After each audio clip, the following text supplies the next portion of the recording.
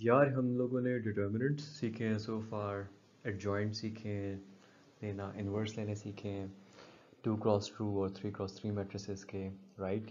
उनके कुछ रो और एलिमेंट्री ऑप्शन जो ऑपरेशंस हैं उनको हमने देखा है सरसरी सा।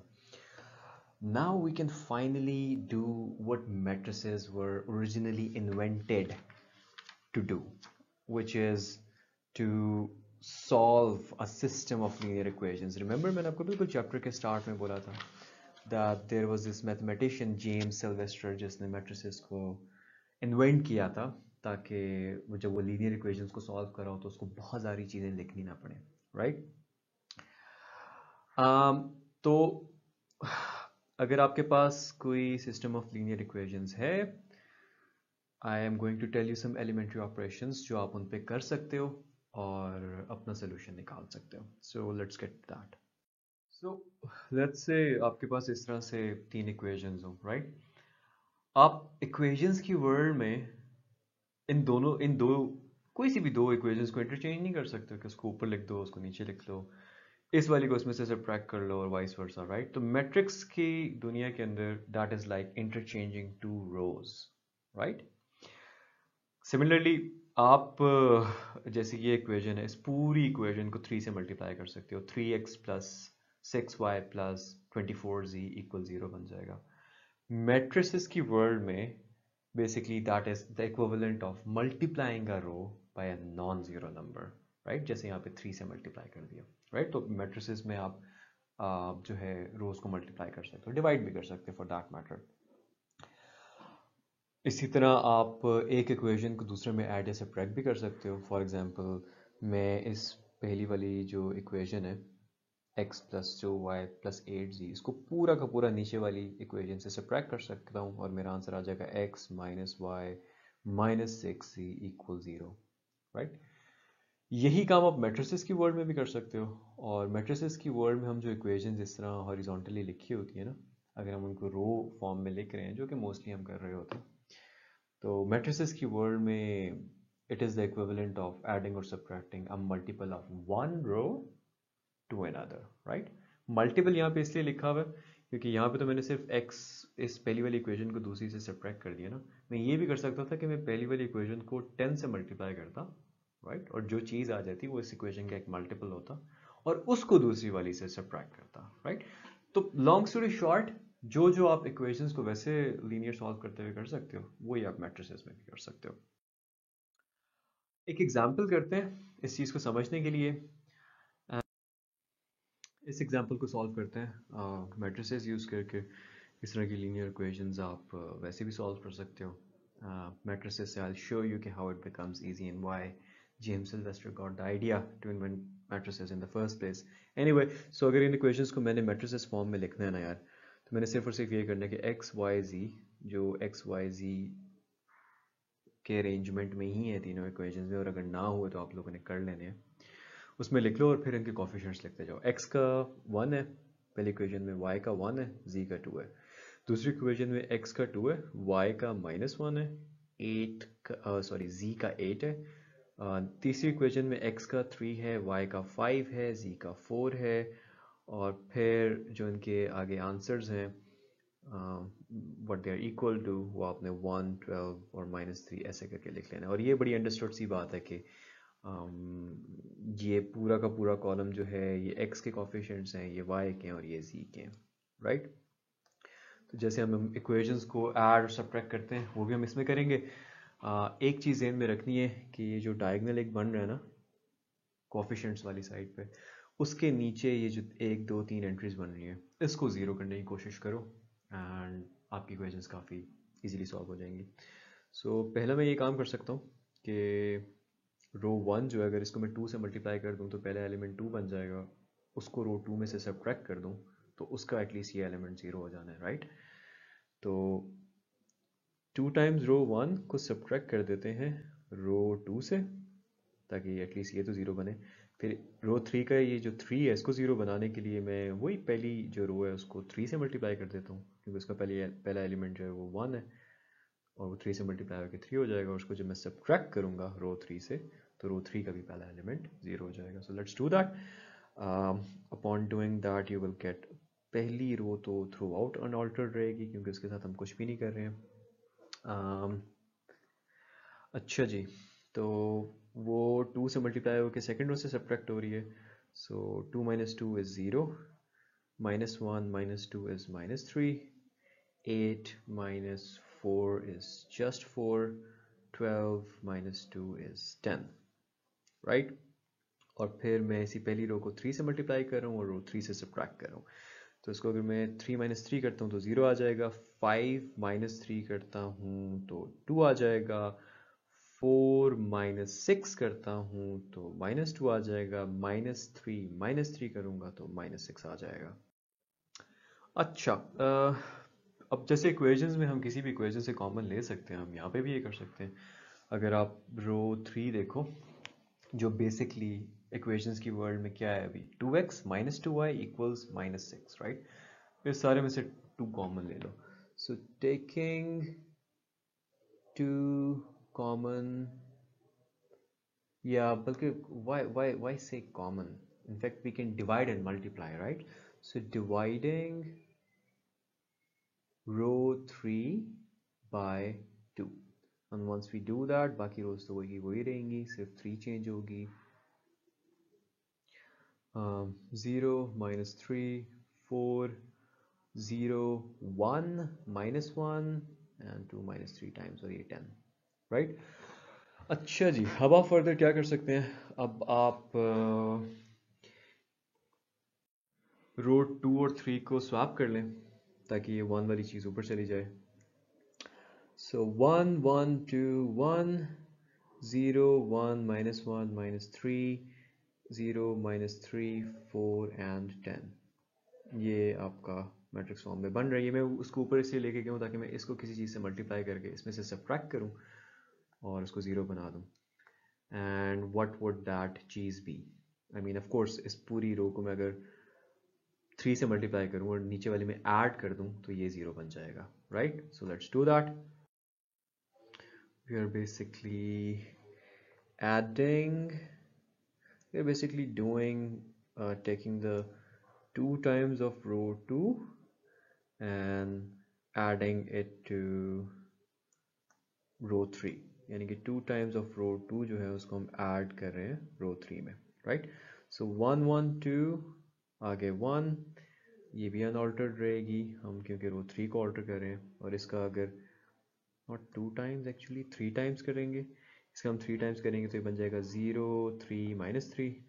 अब 0 में 0 ऐड करके 0 आ जाएगा, -3 में 3 ऐड होगा तो 0 आ जाएगा, 4 -3 में ऐड होगा तो 1 आ जाएगा, इसी तरह 10 -9 में ऐड होगा तो 1 आ जाएगा। अब देखो हुआ क्या है, वापस मैं अगर उस आपको याद दहानी करवाता हूँ कि ये x, y और z के कोफिशिएंट्स थे। अब यहाँ पे कितना आसान काम हो गया, राइट? आपकी इक्वेशंस क्या बन गई है? रो 1 से अगर आप देखते हो तो ये x plus y plus 2z equals 1 बन गए।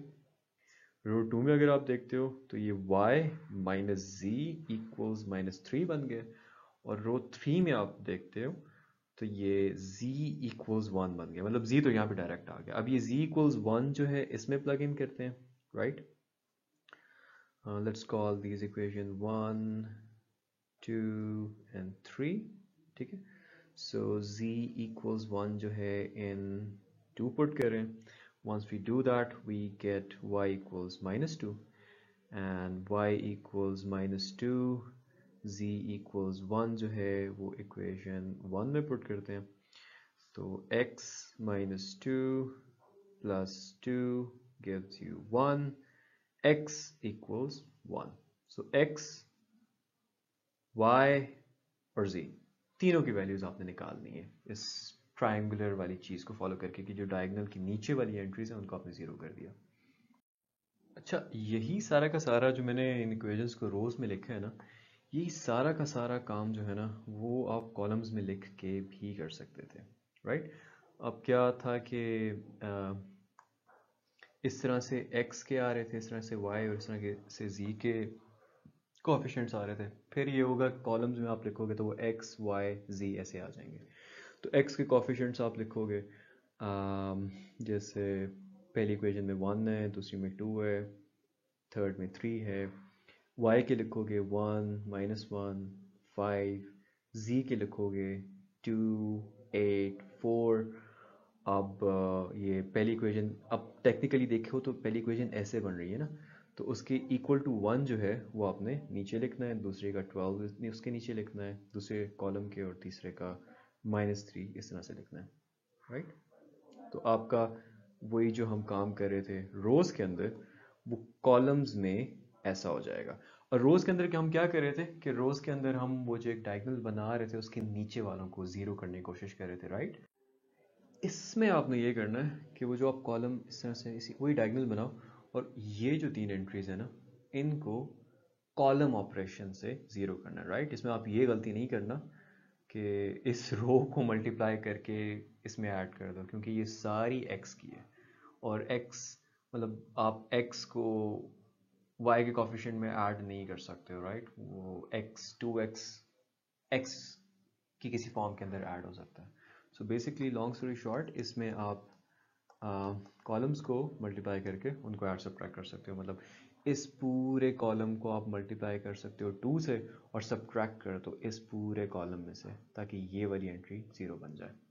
आई will leave that to you, you can also go to your book, क्योंकि ये एग्जाम्पल उसमें सॉल्व हुई भी है, and learn to do it.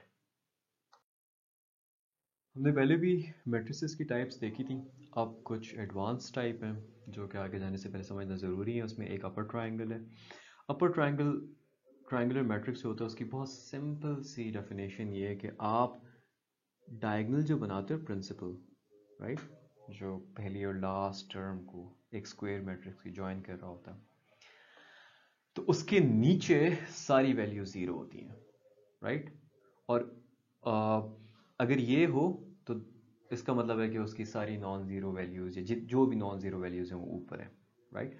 So that's the only condition for an upper triangular matrix. और अगर आप इसमें ज़ीरो वाली एंट्रीज देखते हो, फॉर एग्जांपल अगर मैं इस एंट्री को देखता हूँ, तो ये थर्ड रो और फर्स्ट कॉलम में, यानी कि इसका i 3 है, इसका j ये, यानी कि i is greater than j। और प्रिंसिपल डायगोनल के नीचे जितनी वैल्यूज होती हैं उन सब का रो नंबर यानी कि i जो है वो उनके कॉलम नंबर यानी कि j से बड़ा होता है। तो हेंस द डेफिनेशन कि एक square matrix A with some general element aij is called upper triangular if all elements below the principal diagonal are zero. That is, all elements are zero whenever the row number is greater than the column number. बड़ा मिलता जुलता है इससे lower triangular matrix है। Lower triangular matrix जो है, जैसे कि यहाँ पे एक एग्जांपल दी हुई है 1 0 0 0 3 2 0 0 4 1 5 0 -1 2 3 and I guess that's a 1 anyway। तो जैसे अपर ट्रायंगल में डायगोनल के नीचे सब जीरो होती थी, इसकी शर्त ये है कि जब आप प्रिंसिपल डायगोनल बनाएं तो ऊपर सारे जीरो, डायगोनल के ऊपर भी जीरो हो सकते हैं, राइट। वो उससे कोई, इसकी शर्त ये, कोई भी स्क्वायर मैट्रिक्स आप उठाएं और उसका डायगोनल बनाएं, और अगर ऊपर की एंट्री सारी जीरो हैं तो एक लोअर ट्रायंगुलर मैट्रिक्स है।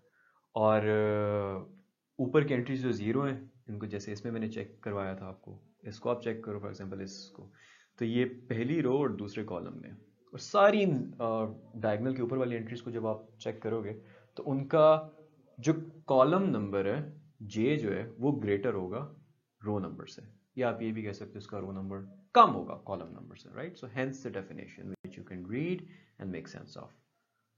दो मज़ीद बहुत ही ईजी एग्जाम डेफिनेशंस हैं एक सिमेट्रिक मैट्रिक्स की, जिसकी सिंपल डेफिनेशन है कि यार उसका ट्रांसपोज लो तो वापस वही मैट्रिक्स आ जाता है। जैसे ये मैट्रिक्स है, इसका ट्रांसपोज लो क्या आता है, इस रो को मैं कॉलम बना दूंगा और इस रो को भी मैं कॉलम बना दूंगा, वही मैट्रिक्स आपके पास बेसिकली आ गया 1 3 3 2 1 3 3 2, राइट। तो ये सिमेट्रिक मैट्रिक्स है। तो इसकी डेफिनेशन भी है कि एक स्क्वायर मैट्रिक्स ए जिसकी कोई जर्नल एंट्री ए आई जे है, कोई ऑर्डर है n cross n, is called symmetric अगर उसका ट्रांसपोज उसकी इक्वल है। एंड बाय द वे ये सिर्फ और सिर्फ स्क्वायर मैट्रिक्स की ही क्लास है, एक टाइप है, क्योंकि रेक्टेंगुलर मैट्रिक्स का ट्रांसपोज तो उसके इक्वल हो ही नहीं सकता। जैसे अगर मैं एक रेक्टेंगुलर मैट्रिक्स लिखूँ 2 1 3 0 7 0, राइट, इसके 2 रोज हैं और 3 कॉलम्स हैं। अब जब मैं इसका ट्रांसपोज लूँगा तो उसके 2 कॉलम्स और 3 रोज हो जाएंगे, एनीवे कहने का मकसद ये था कि रेक्टेंगुलर मैट्रिक्सेस तो कभी सिमेट्रिक हो ही नहीं सकते, स्क्वायर हो सकते हैं। मिलता जुलता एक स्क्यू सिमेट्रिक है। स्क्यू सिमेट्रिक में ये होता है कि उसमें ट्रांसपोज लो तो माइनस ए आ जाता है। फॉर एग्जांपल दिस, अब इसका आप ट्रांसपोज लेते हो तो 0 माइनस 4 1, 4 0 माइनस 3 माइनस 1 3 0 आ रहा है, राइट। और पुराने वाले मैट्रिक्स को अगर माइनस से मल्टीप्लाई करो ना तब भी यही आएगा, राइट। 0 प्लस 4 माइनस 1 ये आ गया, माइनस 4 0 प्लस 3 ये आ गया, 1 minus 3 0 ये आ गया, right. So that's the definition of a skew symmetric matrix. अब कुछ मैट्रिसेस जो होते हैं उनके अंदर कॉम्प्लेक्स नंबर्स आ जाते हैं।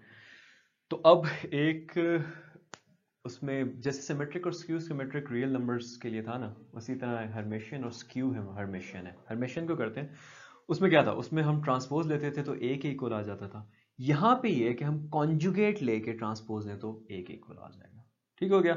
जैसे अगर इसका मैं कॉन्जुगेट लेता हूँ तो ये 1 1 प्लस आयोटा 1 माइनस आयोटा और 2 बनता है। और फिर इसका मैं ट्रांसपोज आगे लेता हूँ तो ये बन जाएगा 1, मतलब इस रो को मैं कॉलम बना रहा हूँ, 1 प्लस आयोटा और 1 minus iota and 2, right.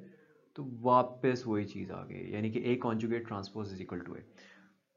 And I think आपने ऑलरेडी गेस कर लिया होगा कि स्क्यू हर्मिशियन क्या होगा। स्क्यू हर्मिशियन यही है कि ए कॉन्जुगेट का ट्रांसपोज अगर लो तो वो माइनस ए के इक्वल आ जाता है।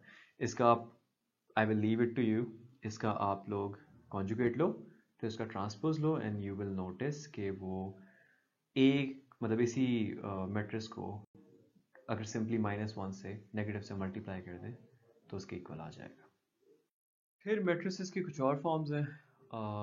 कोई भी matrix m cross n with some rows, number of rows and with some number of columns echelon form में होता है अगर उसकी हर एंट्री में जो जीरोज है ना, वो पहले वाले जो जीरोज हैं लीडिंग एंट्री से पहले, बेसिकली पहली नॉन ज़ीरो एंट्री से पहले जो ज़ीरोज़ हैं वो पिछली वाली रो के ज़ीरो से ज़्यादा है। दूसरा ये है कि हर नॉन ज़ीरो रो जो है वो ज़ीरो रो से पहले आएगी। ज़ीरो रो बेसिकली वो है जिसमें सारे एलिमेंट्स जो हैं वो ज़ीरो हैं, राइट। तो कोई भी नॉन ज़ीरो रो हो, 4 अगर ज़ीरो रोज हैं तो वो एंड में ही आएंगी और नॉन ज़ीरो रोज उनसे पहले आएंगी। और हर रो की जो पहली लीडिंग एंट्री है, जो नॉन ज़ीरो एंट्री है, वो 1 होनी चाहिए। एग्जाम्पल देके ज़्यादा अच्छा समझ आ जाएगा। अभी एचलन फॉर्म में, क्यों एचलन फॉर्म में पहली कंडीशन मीट हो रही है क्योंकि हर रो में जब मैं देखता हूँ उसमें ज़ीरोज़ जो हैं लीडिंग एंट्री से, अब इधर लीडिंग एंट्री से पहले एक ज़ीरो है, इधर लीडिंग एंट्री से पहले 2 ज़ीरो है, अगली वाली में 2 से ज़्यादा होने चाहिए, 4 ज़ीरो वो है ही zero row.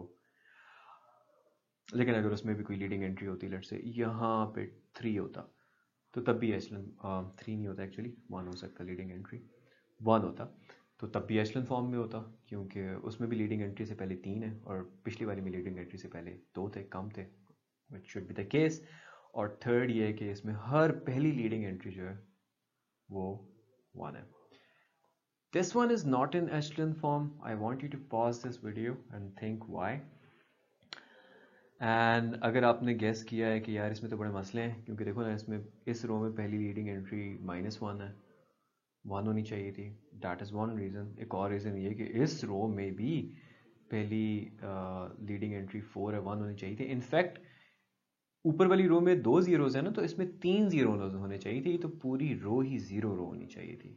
So it's not in echelon form.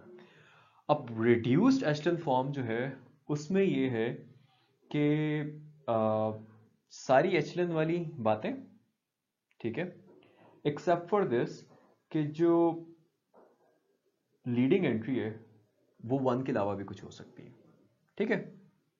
यानी कि हर रो में पहली से ज़्यादा जीरोज होने चाहिए लीडिंग एंट्री से पहले, और ज़ीरो रोज हैं बाय डिफ़ॉल्ट फिर नीचे ही आनी चाहिए। लेकिन लीडिंग एंट्री 1 के अलावा भी कुछ और हो सकती है, और लीडिंग एंट्री जिस कॉलम में है ना उस कॉलम में बाकी सारे जीरो होंगे। अब जैसे इस रो में देखो तो पहली लीडिंग एंट्री 1 है, इस 1 के कॉलम में देखो बाकी सब जीरो है। सेकंड रो में देखो तो पहले लीडिंग एंट्री 2 है, क्योंकि रिड्यूस एचलन फॉर्म में ज़रूरी नहीं है कि 1 ही लीडिंग एंट्री हो, 2 भी हो सकती है, बट जिस कॉलम में वो है उस कॉलम में बाकी सब जीरो होंगे, सो इसमें बाकी सब जीरो है। सिमिलरली आप इस वाले में देखो, पहली लीडिंग एंट्री जो है 1 है, उसके कॉलम में सब 0 है। दूसरी रो में जाते हो तो पहली लीडिंग एंट्री ये है, उसके कॉलम में सब 0 है। तीसरी रो में जाते हो तो पहली लीडिंग एंट्री ये और उसमें सब 0 है। और हर जो नेक्स्ट रो है उसके प्रीसीडिंग रो से ज़्यादा जीरोज हैं, राइट, लीडिंग एंट्री से पहले। अब जैसे इसमें 2 हैं, पहली वाली में 1 था, अगली वाली में 4 हैं। ये चीज़ जो है ये एचलन फॉर्म में और रिड्यूस एचलन फॉर्म में सेम है। इसमें 2 हैं, पहली वाली में कुछ नहीं थे, इसमें 3 है, right. So one last time, echelon form और reduce echelon form. Echelon form को पहले समझ लो और फिर कह दो कि यार रिड्यूस एचलन फॉर्म में क्या फ़र्क है। सिर्फ फ़र्क ये है कि लीडिंग एंट्री 1 के अलावा कुछ हो सकती है, लेकिन लीडिंग एंट्री जिस कॉलम में होगी उस कॉलम में बाकी सब 0 होगा। रैंक ऑफ अ मैट्रिक्स समझ लें, रिड्यूस एचलन फॉर्म तो आपने समझ ली, ठीक है, होपफुली। अब हम किसी भी मैट्रिक्स को जब रिड्यूस एचलन फॉर्म में लाते हैं ना, तो उस पे जो नंबर ऑफ नॉन जीरो रोज होती हैं, that is called the rank of a matrix. हम एक एग्जांपल सॉल्व करते हैं इस चीज़ को समझने के लिए, सो लेट्स डू दैट। यार एक चीज़ देखना कि ये तो बता दिए मैंने आपको कि रैंक फाइंड करने के लिए आप रिड्यूस्ड एचलन फॉर्म में लेके जाओगे और नंबर ऑफ नॉन जीरो रोज देखोगे, लेकिन एचलन और रिड्यूस्ड एचलन फॉर्म्स में ले जाते हुए ना कैलकुलेशन मिस्टेक्स बहुत ज़्यादा होती हैं। So you have to be super careful in what you are writing. हर एक साइन का ख्याल रखना होगा, जो मल्टीपल्स ऐड या सब्ट्रैक्ट कर रहे होगे उनको लिखो, right, be careful in that. So इसमें सबसे पहला काम मैं ये करूँगा कि मैं इन दोनों रोज़ को स्वैप करूँगा ताकि एक कॉलम असेंडिंग ऑर्डर में आ जाए 1 2 3, 2 1 3 की जगह। उसका रीज़न ये है कि mathematically speaking it's easy on your brain, calculations में हेल्प करता है, क्योंकि वो छोटे नंबर जब ऊपर होते हैं तो उनके मल्टीपल्स नीचे वालों से सब्ट्रैक्ट करना काइंड ऑफ ज़्यादा इंटुइटिव है। It makes it easy. When I'll do it, you'll see what I'm talking about. So first step I'm doing is swapping row 1 and row 2. जैसे हम इक्वेशंस को ऊपर नीचे कर सकते हैं वही काम। I'll get 1 minus 1, 2 minus 3, 2 3 minus 1 9 and 3 1 3 2। Reduce echelon form में क्या होता है कि जो पहली लीडिंग एंट्री है किसी भी रो की, जो कि पहली रो की 1 है, उसके नीचे सब चीज़ें 0 होनी चाहिए। तो अब मैं 1 को 2 से मल्टीप्लाई करके 2 से सब्ट्रैक्ट करूँ तो 0 बन जाएगा, और इसी 1 को अगर मैं 3 से मल्टीप्लाई करके 3 से सब्ट्रैक्ट करूँ तो 0 बन जाएगा। सो बेसिकली मैं रो 2 में से सब्ट्रैक्ट कर रहा हूँ 2 times row 1, so by this, and row 3 में से मैं सब्ट्रैक्ट करूँगा 3 times row 1 and I will get this, right. मैंने यहाँ पे लिख दिए आई विल गेट दिस, और इसको अगर मैं फर्दर रिजॉल्व करता हूँ I get this, right. I want you to pause video, और जो स्टेप्स में पॉज करके लिख के रिज्यूम करता हूँ, do those, right, do not miss these. अच्छा, नेक्स्ट ये है कि अब सेकंड रो की लीडिंग एंट्री 5 है, इसके ऊपर और नीचे मैंने 0 करना है, लेकिन 5 के बड़े कॉम्प्लेक्स मल्टीपल्स से मैं 1 बना के ऊपर ऐड करूँगा तो -1 0 हो जाएगा, और उससे 4 के लेट्स मेक लाइफ ईजी। जैसे हम एक इक्वेशन को किसी चीज़ से मल्टीप्लाई डिवाइड कर सकते हैं, मैं रो 2 को डिवाइड कर देता हूँ 5 से, और अगर मैं ये करता हूँ व्हाट डू आई गेट, रो 1 तो वैसी की वैसी फॉर श्योर, -3, और रो 2 जो है दैट विल बी 0 1 -1 3,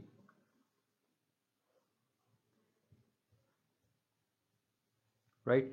अच्छा, अब मैंने ये जो 1 है, जो रो 2 की पहली लीडिंग एंट्री है, राइट, पहली non zero entry, echelon reduce echelon form में पहली नॉन जीरो एंट्री को लीडिंग एंट्री कह देते हैं, उसका 1 होना ज़रूरी नहीं है, इत्तेफाकन 1 आ रही है। इसके ऊपर और नीचे 0 होना चाहिए, तो इसको भी 0 होना चाहिए, इसको भी 0 होना चाहिए। इस 1 को उस 1 -1 में ऐड करूंगा तो 0 आ जाएगा, तो वो नज़र आ रहा है। लेकिन इस 4 में से इस 1 को सब्ट्रैक्ट 4 टाइम्स करना पड़ेगा, यानी कि इस 1 को 4 से मल्टीप्लाई करके मुझे सब्ट्रैक्ट करना होगा। So let's do that. So by adding row 2 to row 1 and row 3 में से subtract करें 4 times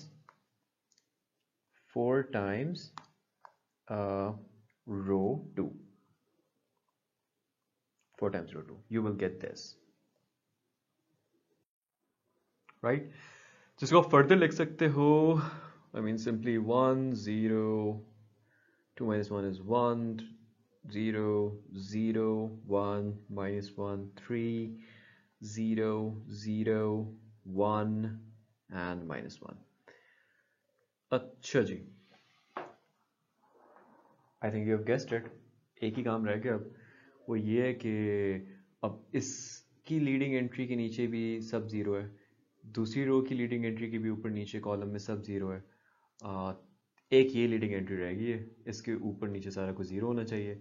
सो मैं रो 1 में से सब्ट्रैक्ट कर दूं अगर रो 3 को, तो ये ज़ीरो हो जाएगा, और अगर मैं रो 2 में ऐड कर दूं रो 3 को, तो ये ज़ीरो हो जाएगा। Right, so let's do that, and upon doing that we will have this form, जिसको हम फर्दर सॉल्व करके ला सकते हैं 1 0 0 1 0 1 0 2 0 0 1 minus 1।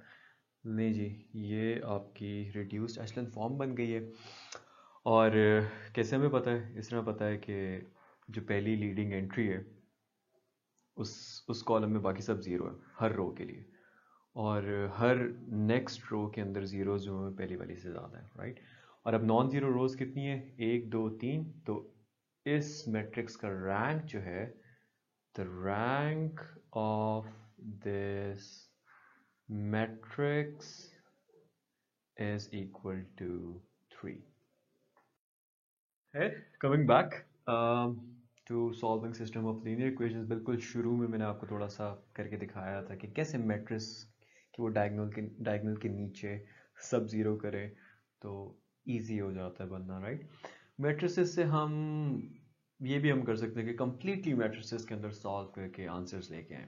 Right, system of linear equations का, by the way quadratic equations, linear equations basically वो होती हैं जिनके ग्राफ लाइंस होते हैं, जिनमें वेरिएबल की हाईएस्ट पार्ट जो है वो 1 होती है। राइट, लीनियर इक्वेशन में फिर फर्दर दो टाइप्स होती हैं। एक होती है होमोजीनियस लीनियर इक्वेशंस, जैसे कि ये हैं। तो होमोजीनियस लीनियर इक्वेशन में ये होता है कि वेरिएबल्स हैं सबकी, मतलब पावर्स 1 1 1 है, और इक्वल टू 0 0 0 होता है, यहाँ पे 0 0 और 0 होता है। राइट, तो ये एक होमोजीनियस लीनियर इक्वेशन है। लीनियर भी है और होमोजीनियस इसलिए क्योंकि it's equal to some 0 0 0। Right, अब होमोजीनियस लीनियर इक्वेशंस को कैसे सॉल्व करना है, उसके लिए मैं क्वेश्चन 4 सॉल्व करवाऊंगा एक्सरसाइज 3.5 से। Go to that solution to understand के होमोजीनियस इक्वेशंस, लीनियर इक्वेशंस हम मैट्रिसेस की हेल्प से कैसे फॉर्म करते हैं। अच्छा, व्हाट इफ यहाँ पे 0 0 0 ना हो, फिर जो हमारी इक्वेशंस होंगी उनको हम नॉन होमोजीनियस लीनियर इक्वेशंस कहेंगे, जैसे कि ये। अब यहाँ पे पहले एग्जांपल में आई गेस यही तीन लिखी हुई थी और यहाँ पे 0 0 0 था, तो वो होमोजीनियस लीनियर इक्वेशंस थी। यहाँ पे अब 0 0 0 नहीं है, it's some constant and constant other than 0, तो ये नॉन होमोजीनियस लीनियर इक्वेशंस हैं। अब नॉन होमोजीनियस लीनियर इक्वेशंस को मैट्रिसेस की फॉर्म से कैसे सॉल्व करना है, उसके लिए आपने सॉल्व करना होगा क्वेश्चन 1 फ्रॉम एक्सरसाइज 3.5 जो मैं आपको करवाऊंगा। Right, so let's go to some practice.